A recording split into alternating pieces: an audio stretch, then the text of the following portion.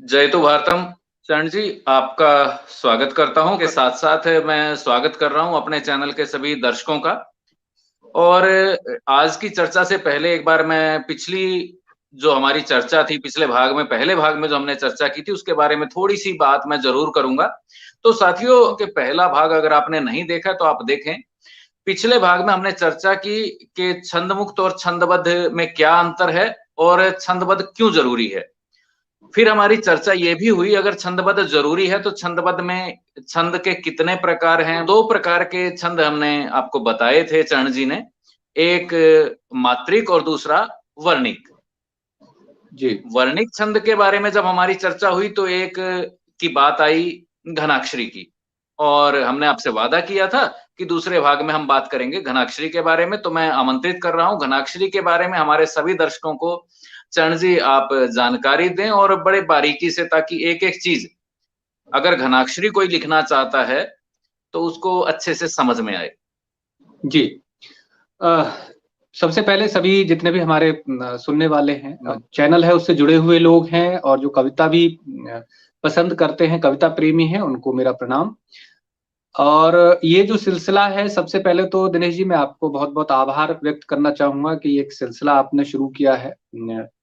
और मैं चूँकि इसको मतलब बहुत सीरियस नहीं ले पाता, तो आज हम दूसरे एपिसोड में आ गए हैं और दूसरे एपिसोड में वर्णिक छंद में जो सबसे पहले आता है, हालांकि बहुत लंबी चौड़ी इसकी ग्रामर भी नहीं है और बहुत ज्यादा होती भी नहीं है, तो हम आज घनाक्षरी की बात करेंगे। सबसे पहले तो एक ट्रिक मैं आपको ये देना चाहूंगा कि घनाक्षरी में आप सबसे पहला काम ये करिए कि घनाक्षरी की रिदम को आप पकड़ लीजिए। उसके थ्रू आपको घनाक्षरी लिखना बहुत आसान हो जाएगा, क्योंकि एक वर्णिक छंद है, मात्रिक छंद नहीं है, तो इसमें मात्राएं आपको गिननी नहीं है। अब इसकी ग्रामर पे अगर हम बात करें तो मैं चाहता हूं कि आप स्क्रीन पे थोड़ा सा ध्यान दें। स्क्रीन पे सारी चीजें नजर आएंगी आपको। जैसे पंक्ति है, हौले हौले ख्वाहिशों की उम्र बढ़ने लगी तो। अब इस हौले हौले ख्वाहिशों की उम्र बढ़ने लगी तो इसमें आप मात्राएं गिनेंगे तो अक्षर की यानी वर्ण की मात्रा गिनेंगे। जो वैसे हमारी मात्राएं होती हैं, जैसे है पे ओ की मात्रा है, तो ओ की मात्रा गुरु मात्रा होती है, तो उसको हम दो मात्राओं में गिनते हैं आमतौर पे जब साहित्य के लेखन में हम जाते हैं। लेकिन यहाँ पे एक, जहां पे भी आपको एक अक्षर नजर आएगा वहां पे एक मात्रा गिननी है, आपको अक्षर की मात्रा गिननी है। मात्रा जो चढ़ी हुई है उसके ऊपर, उस पर ध्यान ही नहीं देना है। आप केवल वर्ण को गिनते चले जाइए पूरी के पूरे लाइन के अंदर, और आखिर में आप देखेंगे कि उस पूरी लाइन में आपको पहले पंक्ति में, मतलब ये क्या होता है, दो दो पंक्तियों का मतलब एक एक स्टेप बनता चला जाता है। इस तरह से इसमें 8 लाइनें होती हैं पूरी, और उनमें हर दूसरी, चौथी, छठी और आठवीं इन लाइनों पे उसके तुकांत होते हैं। हौले हौले ख्वाहिशों की उम्र बढ़ने लगी तो दिल में जवान कितने ही ख्वाब हो गए। वक्त की शिकायतों पे रब की इनायतें थी, हमने जो देखी सपने गुलाब हो गए। दुनिया ने रख दिए पग पग पे सवाल, फिर भी इरादे सभी लाजवाब हो गए। जिंदगी में और तो वसीला कुछ भी नहीं था, माने दी दुआएं हम कामयाब हो गए। तो इस तरह से ये, अब इसमें एक बार फिर मैं ये कहना चाहूंगा कि इसकी जो एक रिदम बनती है, इसका जो फ्लो बनता है, वो पकड़ने की जरूरत होती है। बाकी घनाक्षरी के अंदर कुछ बहुत ज्यादा नहीं होता। इसमें मात्राएं बढ़ाई नहीं जा सकती, घटानी पड़ती है आपको। जहां गुरु मात्रा है उसको कम करना पड़ता है। कहीं आप ऐसा नहीं कर सकते कि कहीं कुछ कम मात्रा है तो उसको बढ़ा दीजिए। तो पहली पंक्ति जो है, मैंने जैसे बताया कि 8 पंक्तियां होती हैं, 8 पंक्तियों के दो दो पंक्तियों के एक एक ब्लॉक होता है। उन दो पंक्तियों को ही अगर आप समझ लेंगे तो पूरा घनाक्षरी आपकी समझ में आ जाएगा। पूरे घनाक्षरी में से दो पंक्तियां ही मेन है, मतलब पूरी ग्रामर, पूरे घनाक्षरी पे वही ग्रामर अप्लाई होगी जो उन दो पंक्तियों पर होगी। केवल दो ही पंक्तियों को समझना है आपको। पहली और दूसरी लाइन की हम बात करें तो पहली वाली लाइन में कितनी मात्राएं होंगी? 16। अब दूसरी लाइन पे हम जाएं तो दूसरी लाइन यह है कि दिल में जवान कितने ही ख्वाब हो गए। अब इसके जब वर्ण आप गिनेंगे तो ये वर्ण जो होंगे ये होंगे 15, यानी 16 और 15, ये दोनों लाइनों को मिला के एक ब्लॉक जो बनेगा वो बनेगा 31 मात्राओं का।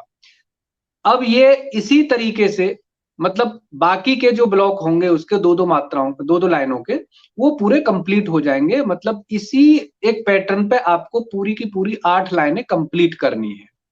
अब इसमें 2-3 चीजें और मैं ऐड कर देता हूं, वो भी आप समझ लीजिए कि इसमें किन किन चीजों से आपको बचना है। नंबर एक तो इसमें आधा जो वर्ण होगा वो काउंट नहीं होगा। ये विशेष रूप से ध्यान रखने वाली बात है। अगर आपने आधा वर्ण काउंट कर दिया तो ये मामला ही पूरा खराब हो जाएगा। जैसे और कोई हम किसी और पैटर्न पे जाते हैं, साहित्य के पे, गीत में जाए, गजल में जाए, तो वहां पे आधा वर्ण जो है, आधा अक्षर जो है वो काउंट होता है पूरे एक अक्षर में। लेकिन घनाक्षरी के अंदर आधे वर्ण का कोई वजूद नहीं होता है, वो काउंट ही नहीं होता है। एक तो ये विशेष बात है। अब जैसे इसका एक उदाहरण भी मैं इसमें दे देता हूं साथ के साथ चलते हुए, इसी वजह से मैंने खास तौर से ये छंद लिया है। हौले हौले ख्वाहिशों की। अब इसमें ख्वाहिशों जो शब्द है उसमें आधा ख है शुरू में। अगर इसी को हम गजल में लेते तो ये आधा ख काउंट होता, वहां पे गिना जाता। लेकिन यहां पे ये काउंट नहीं हुआ है। हम इसको कैसे पढ़ते हैं? हौले हौले, जैसे ख्वा की जगह ख्वाहिशों की पढ़ा जाएगा। यानी हम इस तरीके से एक फ्लो में पढ़ेंगे इसको कि आधा जो अक्षर है वो वे में वस्ल हो जाएगा, यानी मिल जाएगा। और वो ख्वाहिशों जो, अगर इस पूरी ख्वाहिशों को हम अगर उर्दू शायरी में काउंट करेंगे तो ख की एक मात्रा, वे की 2 मात्रा, आ की डंडे की, है की 1 मात्रा और श की 2 मात्रा, यानी ये 6 मात्राओं में काउंट होगा। लेकिन यहाँ पे केवल 3 मात्राओं में काउंट हुआ है, यानी आधे ख की मात्रा यहां से डिलीट कर दी गई। उसके बाद एक और शब्द इसमें आया है उम्र। हौले हौले ख्वाहिशों की उम्र बढ़ने लगी। तो अब उम्र पे भी वही स्थिति है कि उम्र में भी अगर हम किसी और पैटर्न में जाएंगे तो ये 3 मात्राओं में काउंट होगा, लेकिन यहां पे ये केवल 2 मात्राओं में काउंट हुआ है।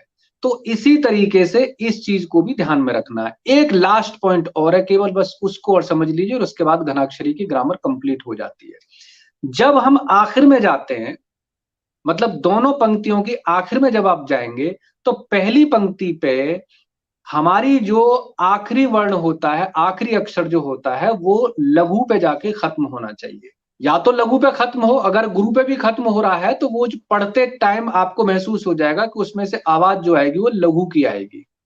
जैसे हौले हौले ख्वाहिशों की उम्र बढ़ने लगी तो, अब ये तो पे, मतलब तो जो है वैसे तो गुरु मात्रा के साथ है, लेकिन इसकी जो साउंड आती है वो छोटी साउंड आती है। या अगर ऐसा कोई वर्ण यूज करेंगे हम जिसमें जैसे रात है, बात है ना, तो उस पे ऑलरेडी ते पे जो है वो सिंगल है तो वो वहां पे खत्म हो जाएगा।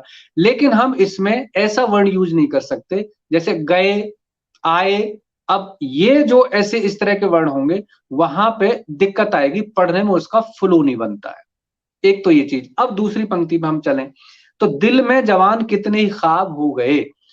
कहने का मतलब, जैसे पहली पंक्ति में जो फ्लो होना चाहिए मात्राओं का, वर्णों का, वो इस तरह से होना चाहिए 2-1, यानी पहले वर्ण पे लास्ट 2 वर्णों की बात कर रहा हूं मैं, उस पे सेकंड लास्ट पे जो मतलब मात्रा होगी वो गुरु होगी और लास्ट वाले पे मात्रा जो होगी वो लघु होगी।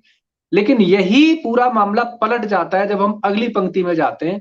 वहां पे क्या है कि सेकंड लास्ट पे मात्रा लघु होगी और लास्ट वाले वर्ड पे मात्रा गुरु होगी। जैसे दिल में जवान कितने ही ख्वाब हो गए।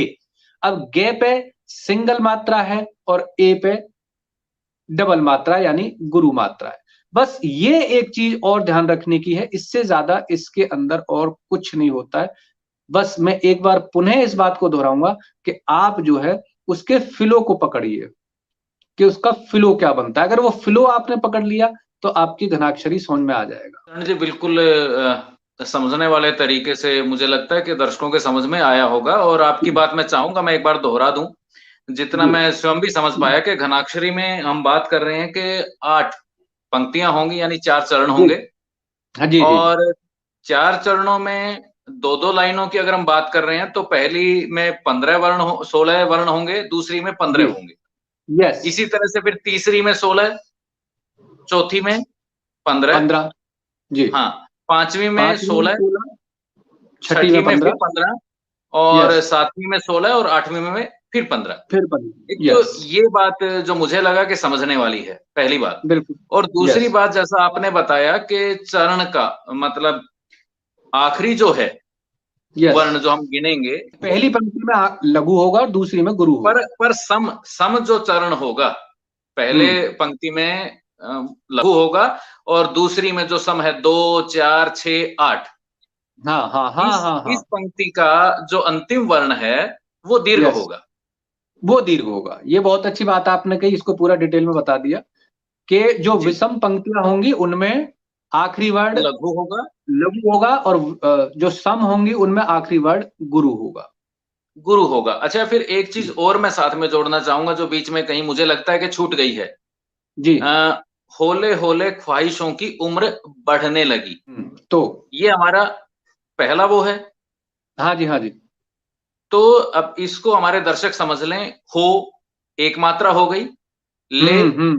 दूसरी मात्रा हो गई, फिर हम्म। होले दोबारा आया है, तीसरी मात्रा हो गई, फिर यस। दोबारा हो ले आया है, चौथी मात्रा होगी।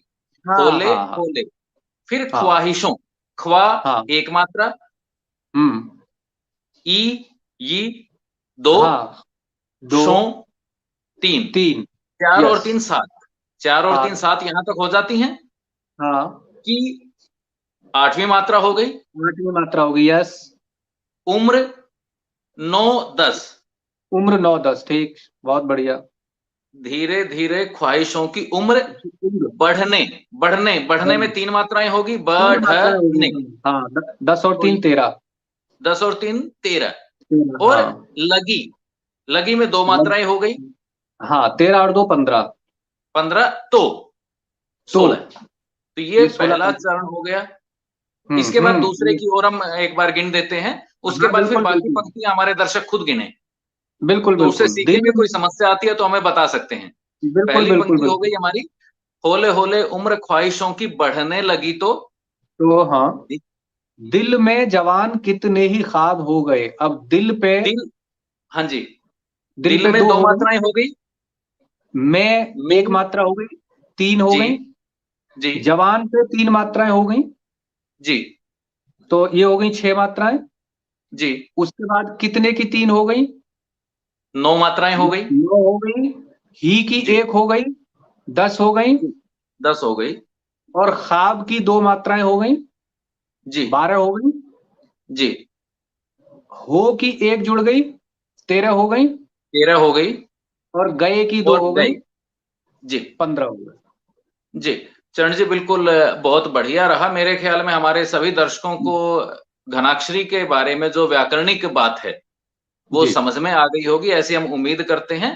और आज के इस भाग को समाप्त करने से पहले हम अपने दर्शकों से ये कहना चाहेंगे कि अगले भाग में हम मात्रिक छंदों के बारे में चर्चा शुरू करेंगे।